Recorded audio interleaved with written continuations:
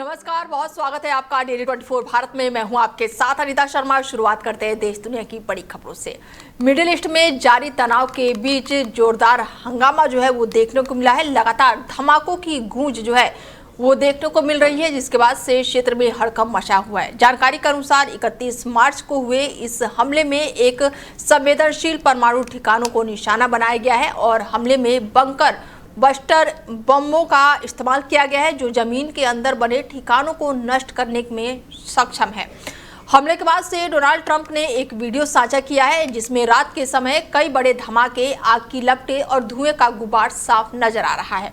हालांकि वीडियो की आधिकारिक पुष्टि नहीं हुई है, लेकिन मीडिया रिपोर्ट का दावा है कि ये उसी हमले से जुड़ा हुआ हो सकता है, जिससे इस्फहान के एक गोला बारूद डिपो को निशाना बनाया गया है।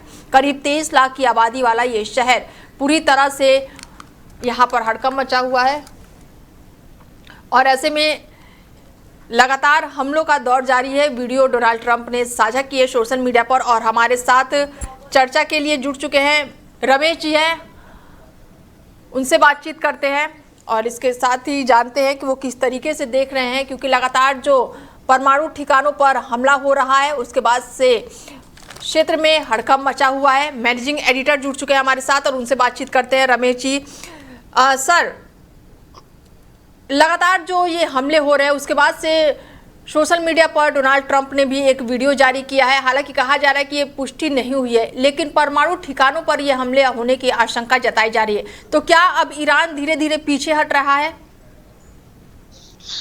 देखिए, मुझे लगता है जितनी खबरें आ रही हैं सारी अपुष्ट हैं, कोई पुष्ट इसमें खबरें नहीं है। आपने कहा कि परमाणु ठिकानों पे हमला हो रहा है, हालांकि ऐसी जानकारी भी मेरे पास है नहीं।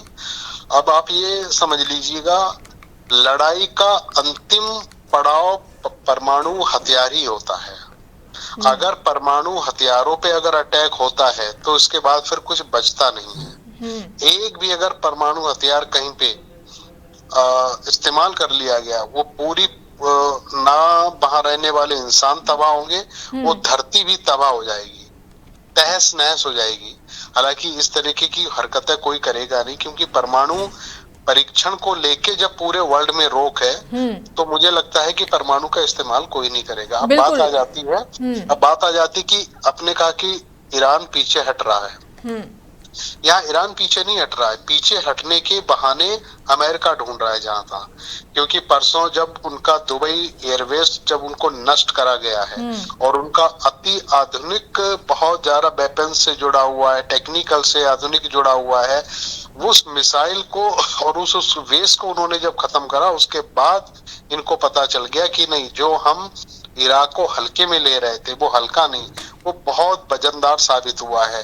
अब इसमें जो अब तक अमेरिका की एक दादागिरी पूरे वर्ल्ड में छाई हुई थी, तो मुझे लगता है वो कहीं ना कहीं कम होती दिख रही है। और अमेरिका कतई नहीं चाहेगा कि उनकी पावर शक्ति और उनकी जो जिस तरीके से उनकी शक्ति रही है पूरे वर्ल्ड को अपने मुट्ठी में करने की, कब्जा करने की, वो कम ना हो। अगर कम हो गई तो जिस तरीके से ये युद्ध जब से चला था, दुनिया दो धड़ों में बट गई थी। एक धड़ा वो था जो चरण चंबुक कहा जाता था और जो अमेरिका से डरता था, अमेरिका ने जैसे कहा वो उन्होंने वैसा ही करा, उसमें कई सारे देश शामिल हैं। एक धड़ा वो था जो बिना डरे, बिना भय खाए वो ईरान का समर्थक बन गया है, ईरान का साथ दे रहा है। तो मुझे लग रहा है इस तरीके की चीजें हो गई हैं। अब दूसरी बात यहाँ पे आगे, इसमें जो मीडिया रिपोर्ट्स जो की जा रही हैं उसमें ऑथेंटिसिटी नहीं है बिल्कुल। ऑथेंटिक खबरें जितनी भी आ रही हैं वो ईरान की तरफ से आ रही। ईरान कोई बात बढ़ा चढ़ा के नहीं कह रहा है, ना कोई वीडियो जारी करता है। उनके पास हर दिन का एक प्रेस नोट बाहर निकाला जाता है जो बताए, जो नुकसान के बारे में बताया जाता है, उनके यहाँ क्या हुआ वो भी बताया जाता है, और अमेरिका इजराइल में कितनी तबाही, कितना नुकसान हुआ उसके बारे में भी बताया जाता है। तो उनकी खबरों पे पूरा ग्लोबल स्तर पर उन पे विश्वास कर रहा है, और ना कि जो ट्रम्प की तरफ से जो कहा जा रहा है उस पे पूरे वर्ल्ड ने एतबारी करना बंद कर दिया है। ठीक है, ट्रम्प लगातार सर ये कह रहे हैं कि ईरान से मेरी बातचीत हो रही है और ईरान जो है वो साफ इनकार कर रहा है कि हमारी बातचीत नहीं हो रही है। तो यहाँ पर अगर सच झूठ के पैमाने की अगर बात करें तो सच कौन बोल रहा है और झूठ कौन बोल रहा है? ये सब पता चल गई है, दूध का दूध पानी का पानी हो गया है। अमेरिका और ट्रम्प की तरफ से जो बात कही जाती है, पता चला व्हाइट हाउस में जो टाइपिस्ट बैठे हुए हैं, जब तक उनका कहे हुए जो ऑर्डर है उसको टाइप करते हैं, उतनी देर में वो अपने बयान से पलट जाते हैं। बिल्कुल। कभी वो कहते हैं कि हमने ये तबाह कर दिया है, ईरान का जितना भी एयरवेस है और जितना भी आधुनिक हथियारों का जखीरा जहाँ पे रखते थे उसको हमने कर दिया है नष्ट। लेकिन उसके बाद में फिर वो जो काउंटर कर रहे हैं, जो लड़ाई पे जो काउंटर कर रहे हैं, उसका जवाब देते हुए इनको भारी पड़ रहा है। यहाँ पे आपने देखा होगा अब इजराइल बहुत पीछे हट चुका है। अब जो कुछ भी है वो अमेरिका आगे बढ़ के अपना कर रहा है, अपनी इज्जत बचा रहा है और पीछे हटने के युद्ध से तरह तरह के बहाने खोज रहा है। अब इसमें 2-3 बातें निकल के आती हैं। अव्वल तो बात ये है कि ईरान किसी भी सूरत में बात मानने को राजी नहीं है।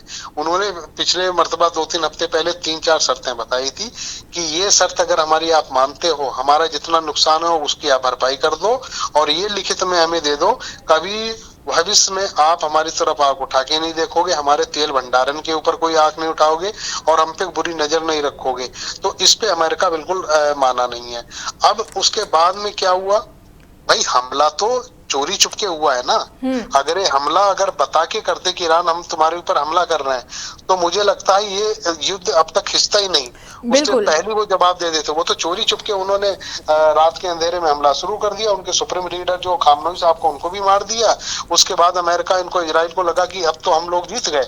लेकिन उसके बाद जिस तरीके से उन्हें काउंटर जवाब दिया है ईरान ने, उसके ये कहेंगे कि दांत ही खट्टे करते। बिल्कुल, काउंटर जवाब तो ईरान बिल्कुल दे ही रहा है। ऐसे में ट्रम्प की तरफ से जो लगातार बयान निकलकर सामने आ रहे हैं, उनका कहना है कि उन्हें खार्क द्वीप चाहिए, केशम द्वीप चाहिए और होर्मुज स्ट्रेट चाहिए। यानी कि ट्रम्प ने पूरी तरह से खुलकर बोल दिया कि जो खार्क द्वीप है वहां पर पेट्रोल ऑयल वाला सेंटर है वो उनको चाहिए। यानी कि अभी तक जो युद्ध हो रहा था उन्होंने पूरी तरह से कैलकुलेट करके ये बोल दिया है कि हमें ये द्वीप चाहिए खार्क, क्योंकि लगातार यहाँ पर ऑयल सेंटर है। केशम की अगर हम बात कर लें तो यहाँ पर मिसाइल सेंटर है जो नंबर 1 पर आता है। तो कहीं ना कहीं ट्रम्प की जो निगाहें बनी हुई है वो ईरान पर पूरी तरह से कब्जा करना है।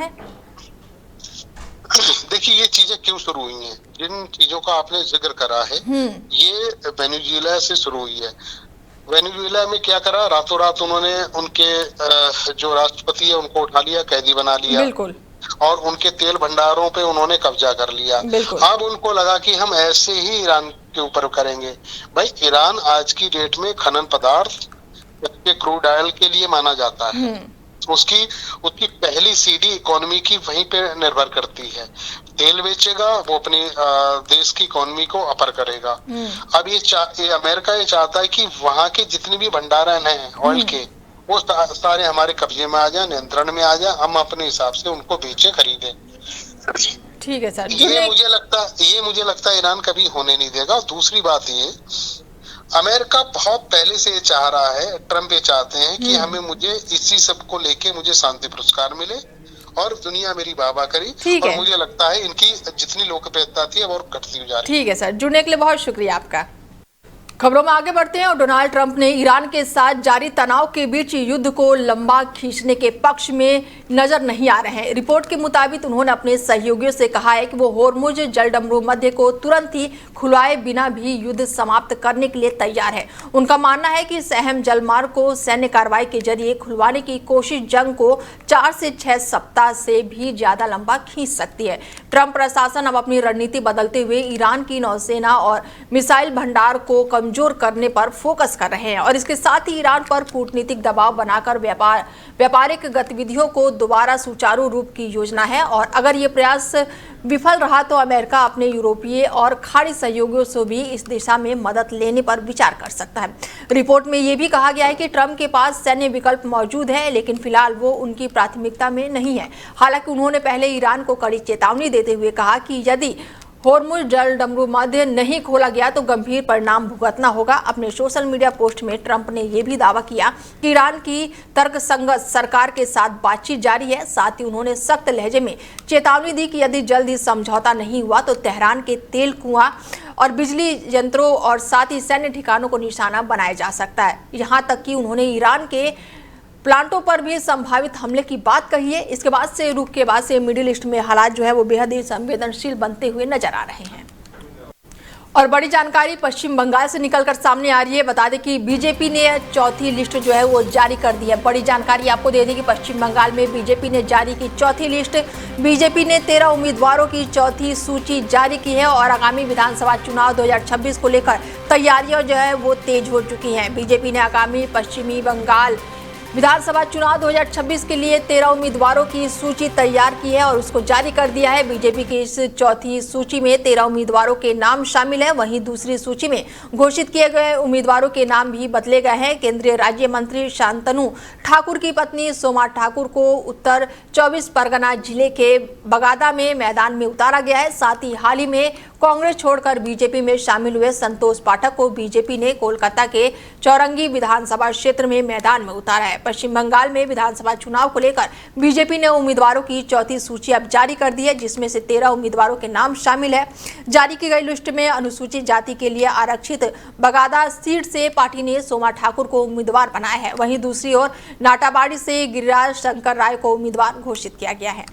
बता दें कि विधानसभा चुनाव को देखते हुए तैयारियों में बीजेपी जुटी हुई है। ऐसे में पश्चिम बंगाल में बीजेपी ने चौथी लिस्ट जारी कर दी है। बीजेपी ने 13 उम्मीदवारों की ये चौथी लिस्ट जारी की है और आगामी विधानसभा चुनाव 2026 को लेकर बीजेपी जो है वो पूरी तरह से एक्शन मोड में नजर आ रही है। हालांकि कई जगहों पर उम्मीदवारों के नाम भी बदले गए हैं। 13 उम्मीदवारों की सूची जो है बीजेपी ने जारी कर दी है।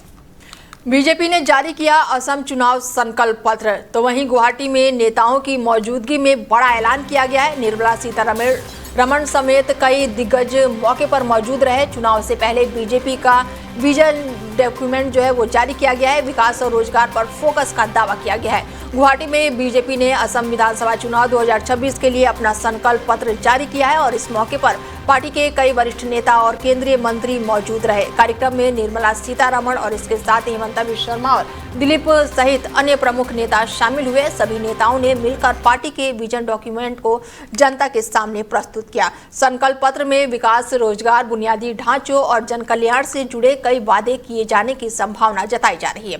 पार्टी ने इस राज्य के भविष्य के रोड मैप के रूप में भी पेश किया है, जिसमें विभिन्न वर्गों को ध्यान में रखते हुए योजनाएं शामिल की गई है। इस अवसर पर नेताओं ने विश्वास जताया कि पार्टी अपने संकल्पों के साथ जनता के बीच जाएगी और आगामी चुनाव में बेहतर प्रदर्शन करेगी।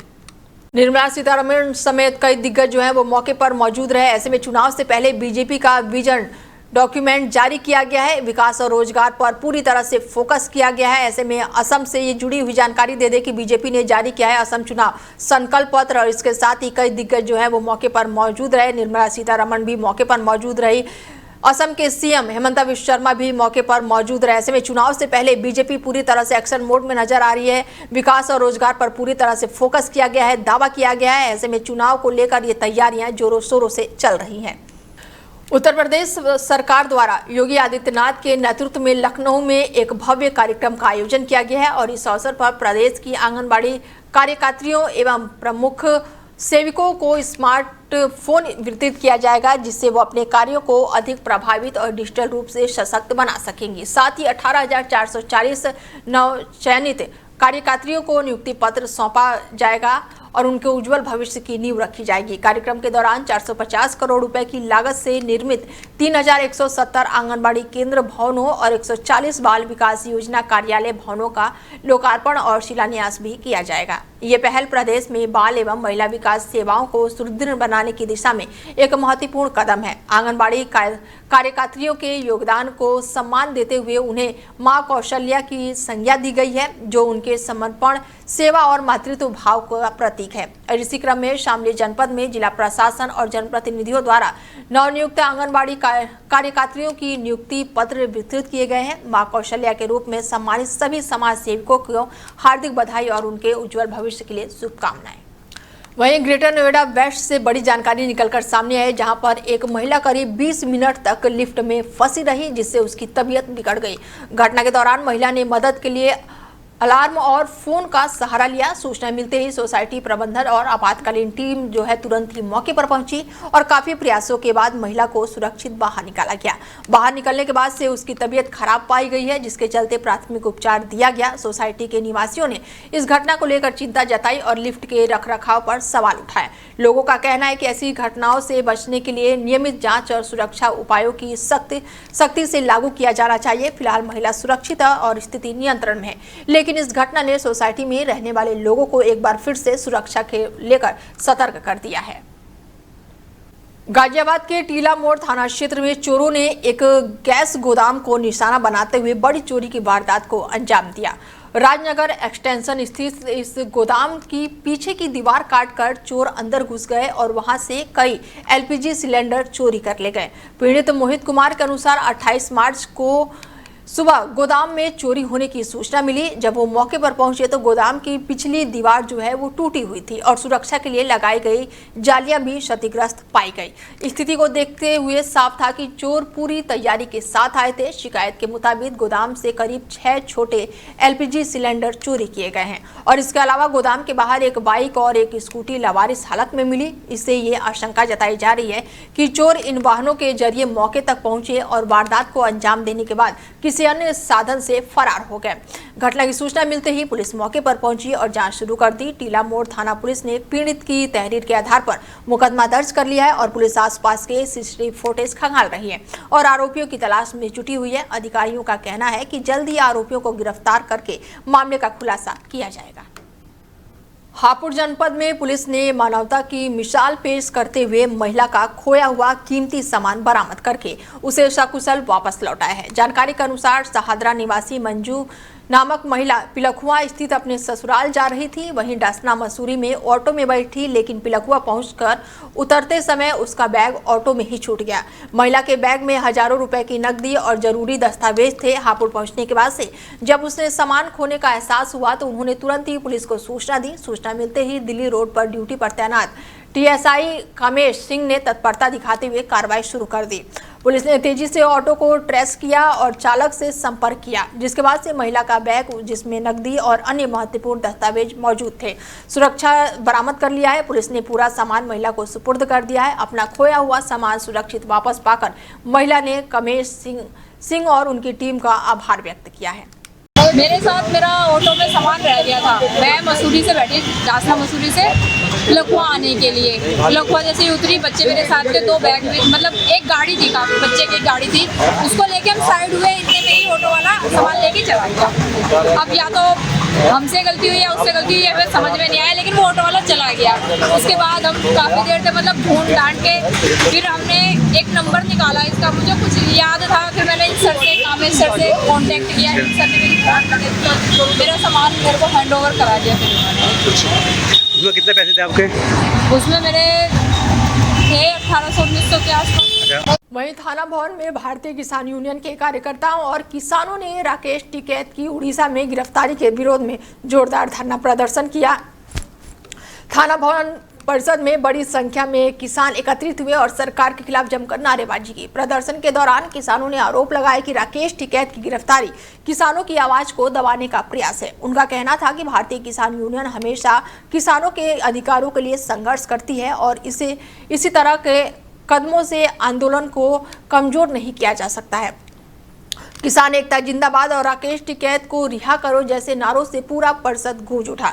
धरने में प्रदेश संगठन मंत्री मास्टर जिहाद और साथ ही कई लोग जो है वो मौके पर उपस्थित रहे। इसके साथ ही सभी ने एकजुट होकर गिरफ्तारी का विरोध किया और आंदोलन को तेज करने का संकल्प किया।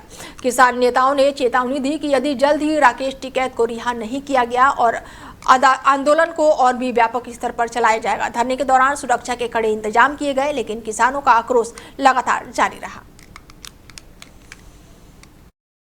देखो, पूरा मामला ये है, यहाँ की सरकारों पे ये देश चल नहीं रहा। किसान जब किसान नेता आंदोलन करते हैं तो पुलिस प्रशासन को और कुछ नहीं मिलता, उनकी गिरफ्तारी के अलावा आंदोलन रोका जाता है और गिरफ्तार किया जाता है। जैसा आज हुआ, भारतीय किसान यूनियन के राष्ट्रीय प्रवक्ता, किसानों के महबूब नेता चौधरी राकेश टिकैत जी को उड़ीसा सरकार ने दुर्भाग्यपूर्ण तरीके से आंदोलन से रोका गया और आंदोलन से रोका नहीं गया, बल्कि उनको आंदोलन से गिरफ्तार की गई और साथ में उनके संगठन के पदाधिकारी और भी थे। हम लोग यहाँ उस प्रकरण में यहाँ थाने में आए हैं, बल्कि पूरे प्रदेश में जितने जो संगठन के हमारे जिम्मेदार साथी जो पदाधिकारी हैं, जिनके क्षेत्र में जो भी थाना लगता है वो थानों में जाएंगे और जब तक चौधरी राकेश टिकैत जी की पूर्ण रूप से उनको रिहाई नहीं होगी तब तक ये आंदोलन, धरना प्रदर्शन पूरे देश के थानों में चलता रहेगा। देखो, पूरा मामला ये है, यहाँ की सरकारों पे ये देश चल नहीं रहा। किसान जब किसान नेता आंदोलन करते हैं तो पुलिस प्रशासन को और कुछ नहीं मिलता, उनकी गिरफ्तारी के अलावा आंदोलन रोका जाता है और गिरफ्तार किया जाता है। जैसा आज हुआ, भारतीय किसान यूनियन के राष्ट्रीय प्रवक्ता, किसानों के महबूब नेता चौधरी राकेश टिकैत जी को उड़ीसा सरकार ने दुर्भाग्यपूर्ण तरीके से आंदोलन से रोका गया और आंदोलन से रोका नहीं गया, बल्कि उनको आंदोलन से गिरफ्तार की गई और साथ में उनके संगठन के पदाधिकारी और भी थे। हम लोग यहाँ उस प्रकरण में यहाँ थाने में आए हैं, बल्कि पूरे प्रदेश में जितने जो संगठन के हमारे जिम्मेदार साथी जो पदाधिकारी हैं, जिनके क्षेत्र में जो भी थाना लगता है वो थानों में जाएंगे और जब तक चौधरी राकेश टिकैत जी की पूर्ण रूप से उनको रिहाई नहीं होगी तब तक ये आंदोलन, धरना प्रदर्शन पूरे देश के थानों में चलता रहेगा। देखो, पूरा मामला ये। मुजफ्फरनगर से बड़ी खबर निकलकर सामने आ रही है, जहां पर मंडी थाना क्षेत्र में ओवरलोड डंपर ने बाइक सवार युवक और युवती को टक्कर मार दी है। हादसा इतना खतरनाक था कि दोनों बाइक सवार बाल बाल बच गए और टक्कर के बाद मौके पर अफरा तफरी मच गई, लेकिन गनीमत रही कि किसी की जान नहीं गई। ये पूरी घटना पास में लगे सीसीटीवी कैमरे में कैद हो गई है, जिसका वीडियो सामने आने के बाद से इलाके में दहशत का माहौल है। स्थानीय लोगों का कहना है कि जिले में ओवरलोड वाहनों का आतंक लगातार बढ़ता जा रहा है, जिससे सड़क हादसों का खतरा बना हुआ है। प्रशासन की लापरवाही पर भी सवाल उठाए जा रहे हैं। फिलहाल पुलिस मामले की जांच में जुटी हुई है और सीसीटीवी फुटेज के आधार पर डंपर चालक की पहचान करने का प्रयास किया जा रहा है। लोगों ने प्रशासन से सख्त कार्रवाई की मांग की है ताकि ऐसे हादसों पर लगाम लगाई जा सके।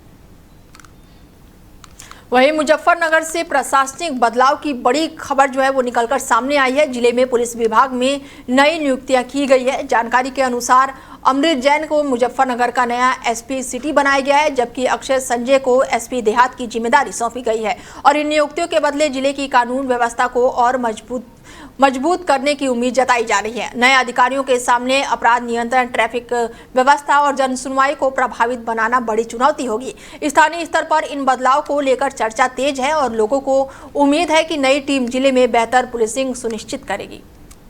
फिलहाल खबरें लगातार जारी है, बने रहिए आप हमारे साथ और देखते रहिए डेल 24 भारत। नमस्कार।